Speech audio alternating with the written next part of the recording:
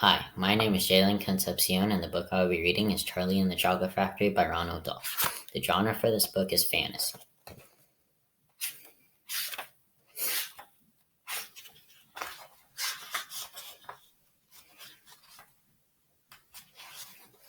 Chapter 1. Here Comes Charlie. These two very old people are the father and mother of Mrs. Bucket. Their names are Grandpa Joe and Grandma Josephine.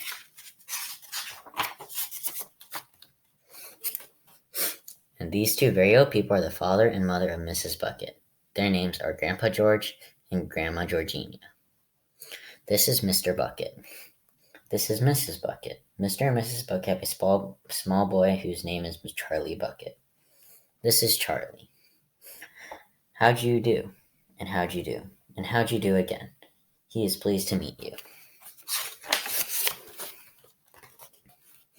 The whole of this family, the six grown-ups, count them, and little Charlie Bucket, lives together in a small wooden house on the edge of a great town. The house wasn't nearly large enough for so many people, and life was extremely uncomfortable for them. There are only 2 rooms in the place altogether, and there are only 1 bed. The bed was given to the 4 old grandparents because they were so old and tired. They were so tired they never got out of it. Grandpa Joe and Grandma Josephine on this side, Grandpa George and Grandma Georgina on this side. Mr. and Mrs. Bucket and little Charlie Bucket slept in the other room, upon mattresses on the floor. In the summertime, this wasn't too bad, but in the winter, freezing cold drafts blew across the floor all night long, and it was awful. There wasn't any question of them being able to buy a better house, or even one more bed to sleep in. They were far too poor for that. Mr. Bucket was the only person in the family with a job. He worked in a toothpaste factory, where he sat all day long at a bench and screwed the little caps onto the tops of the tubes of toothpaste after the tubes have been filled.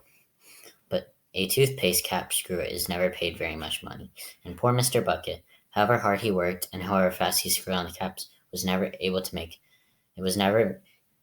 make enough to buy one half of the things that so large a family needed.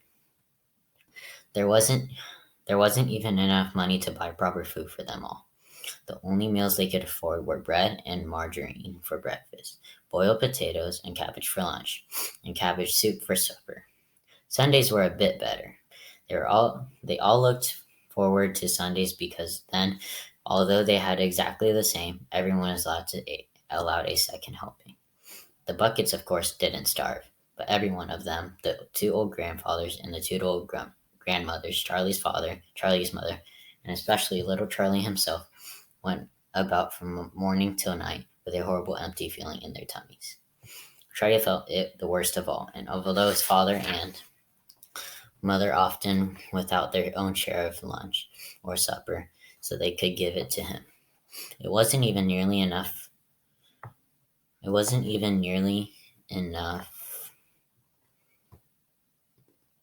for Charlie.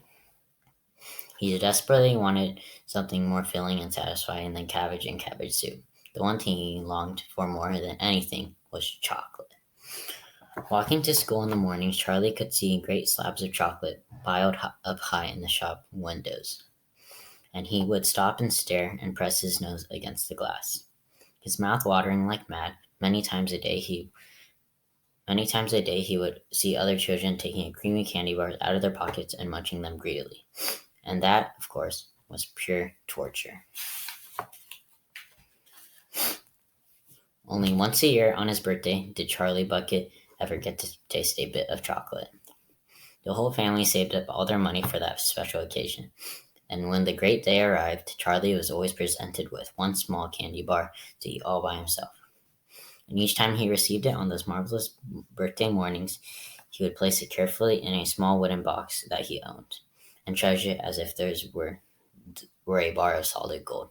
And for the next few days, he would allow himself to look at it but never touch it.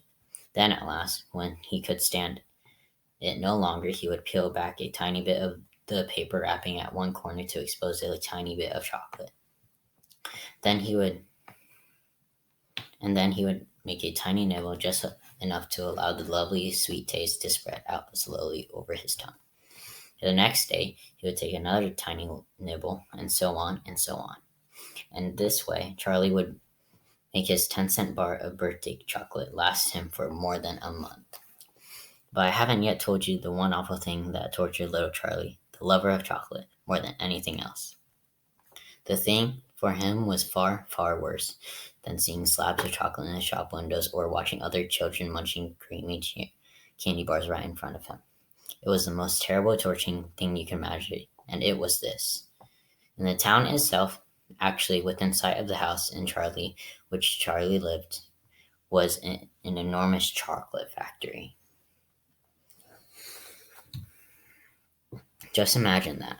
And it wasn't simply an ordinary enormous chocolate factory either. It was the largest and most famous in the world. It was Wonka's chocolate factory, owned by a man called Mr. Willy Wonka, the greatest inventor and maker of chocolates that there has ever been.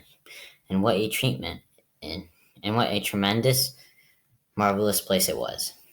It had huge iron gates leading into it, and a high wall surrounding it, and smoke belching from its chimneys, strange whizzing sounds and coming from deep inside it.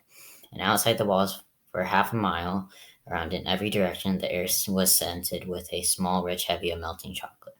Twice a day on his way to and from school, little Charlie would walk right past the gates of the factory. Every time he went by, he would begin to walk very, very slow, and he would hold his nose in the air and take long, deep sniffs of the gorgeous chocolatey smell all around him. Oh, how he loved that smell! Oh, and how he wished he could go inside the chocolate and see what it was like.